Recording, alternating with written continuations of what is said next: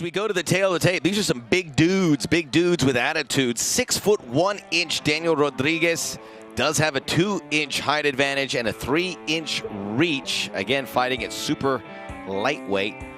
And a little he's from Alhambra, so a little shout out to all the guys and girls down at Cal State LA in Alhambra, California, getting their education in a fine establishment. Hope you're enjoying us on DAZN. And I remember we were in Mexicali, and the one thing, you have these American fighters that want to fight these fighters from Ensenada, Baja California. They don't know anything about them, but we don't know a lot. But what we do know is that they're really good down there.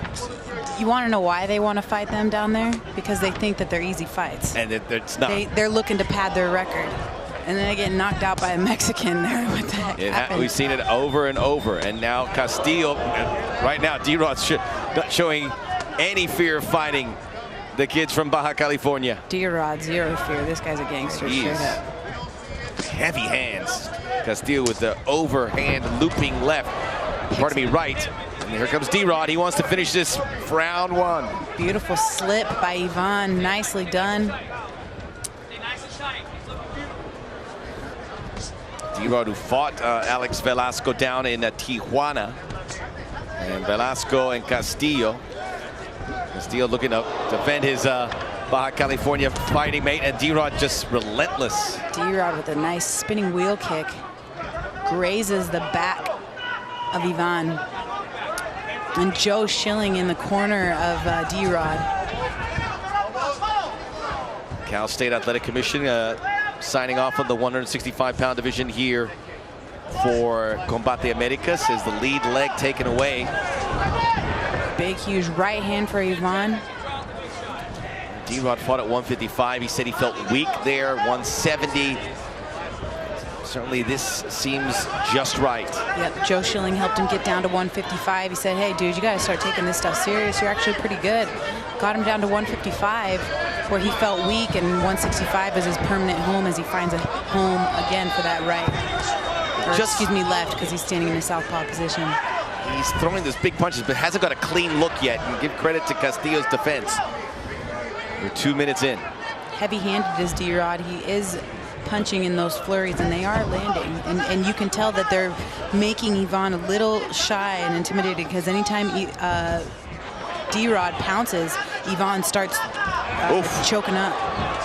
A knee causing more damage than that left hand, although that left, he just holds it like a spark plug, ready to make an impact. Goes straight in that time. You gotta like Castillo, because he's very evasive and letting Rodriguez just empty out that energy. I like what he's doing. You know, he needs to stick to his game plan, though, and quit waiting for D-Rod. He needs to implement his own game plan and be first on his attacks. Ooh, nice stiff jab for D-Rod. That worked better than the left. Closes the range.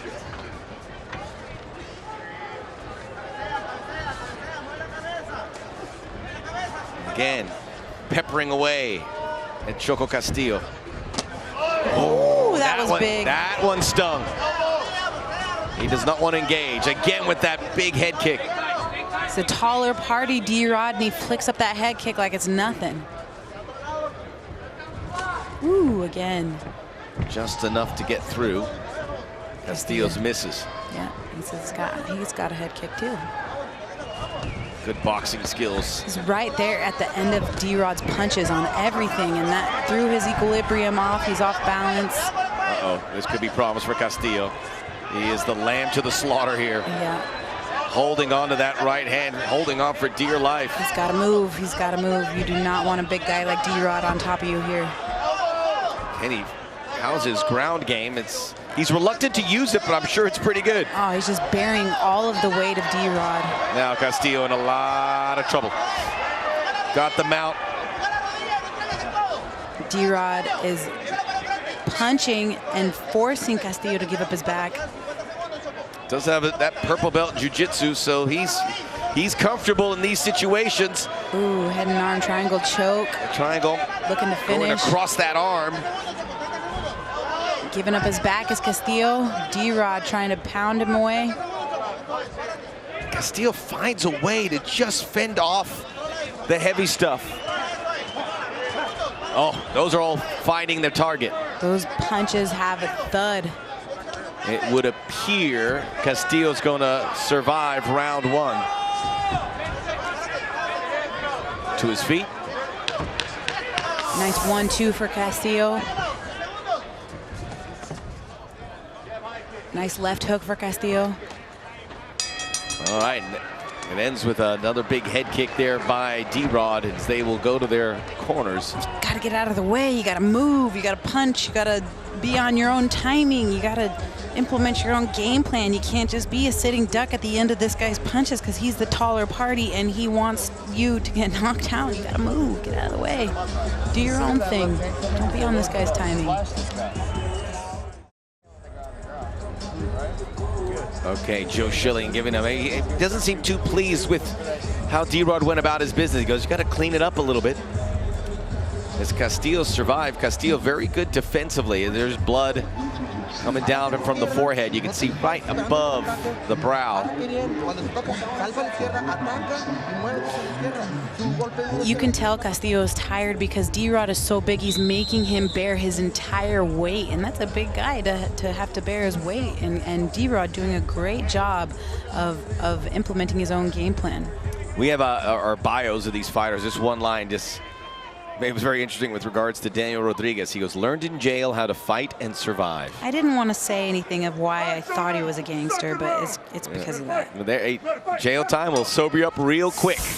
Yeah. I don't know from experience. I'm just speaking on other people's experiences. I know from experience. I used to write somebody in jail for 7 years. Oh, that's lovely, Leon. I was just his pen pal, but I mean, you got to have homies in there. Yeah. Maybe that's something we should all do. Reach out to somebody in jail. They'd love to hear the letters or an emails. I don't know if they do emails now or.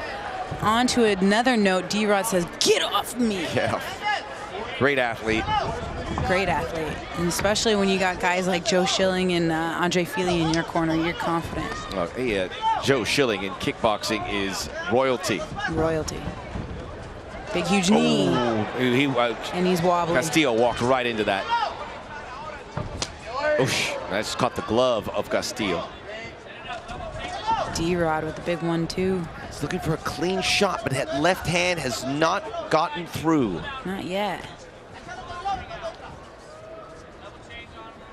Castillo's like a sitting duck. Like his back is up against the jaula. He's just, get out of there, reset yourself. He's not having the time to reset himself because he keeps being content with just being on the outside of D-Rod's punches. Yeah, the punches, he's defended well. It's the kicks that have caused damage. And D-Rod maybe a little frustrated with the fact that the punches have not provided the breakthrough and he has to go to the kicks. Big, huge overhand for Castillo, barely misses. Let's see it again. See, he does the best when he's on offense, not defense. Castillo just hard target to hit. Double underhooks. Well, he did have a double underhooks, or maybe he didn't and I just missed that. Big left elbow. And Castillo looks none the worse for it. Oh, yeah. Now some fist. Big flurry of punches for D-Rod. Castillo needs to get him off of him. And he did it with that teep kick. That was great. Good, sharp, straight left. Eats it. Again, Castillo closes up. He absorbs, bends, but does not break. Super lightweight, it is Daniel D-Rod Rodriguez in blue. We're in round number 2. Nice high kick for D-Rod. One point considered basketball as a career. Done. That is a beautiful left punch. Done. Finally, it works. Beautiful. He said, at some point I'm going to break through, and there it is. Let's go. D-Rod with a savage knee right to the dome. Beautifully done. Nice Muay Thai type stance. Oh, and some Van Halen to sweeten the pot.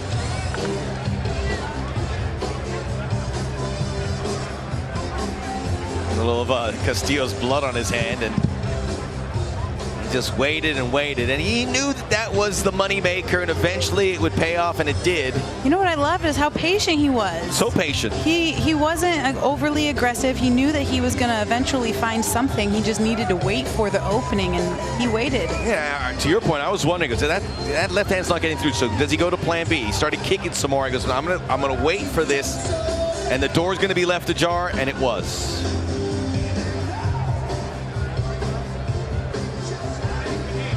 You can't lose when you have Joe Schilling and Andre Fili in your corner. That's a lot of know-how. You got a lot of the bases covered there. Let's look at that punch again. Bang. Straight left, big, huge knee. And it's over. Say goodnight, Grace. No more. The hand-knee combination. Nice stick. Strikes again. Uppercut, knee. Oof. How effortless. He just picked up his kneecap and it was done. I would hope I never get an introduction to Daniel Rodriguez's knee. He just uppercuts and... It was wide open. Dink! Right on the chin, dude. Chin, mouth. Perfect. Damas y caballeros, este combate concluye con un tiempo oficial de 2 minutos 31 segundos del segundo capítulo. Ladies and gentlemen, this bout comes to an end with an official time of 2 minutes 31 seconds of the second stanza. Your winner, by way of knockout, el vencedor por knockout, D-Rod, Daniel